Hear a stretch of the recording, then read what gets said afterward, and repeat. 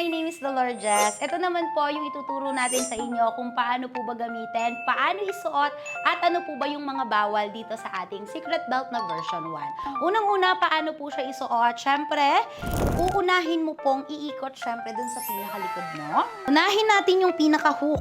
And mga Dolors, ida-direct natin to into skin ha. Syempre, yan, i-hook mo muna bago natin siya i-zipper. Yun yung maganda dito sa hook. At syempre, yung pinaka-garter strap na alam naman po natin na siya is natatanggal. So, kayo ang magde-decide na dito kung saan natin siyang area ipo-focus. Okay? For me kasi is waistline talaga yung pinaka-target ko. So, lagi ko siyang ilalagay sa waistline natin. Ayan. Ganyan lang siya kapag isusuot natin mga Dolors. Perfect to kapag kayo is naka-pants or naka-fitted dress. Pwede natin siyang maitago. Siyempre, mga Dolors, ayan, pwedeng-pwede po natin gamitin yung ating secret belt kapag tayo is matutulog. So, ibig sabihin, wala tayong limit sa pagsusuot kay secret belt natin.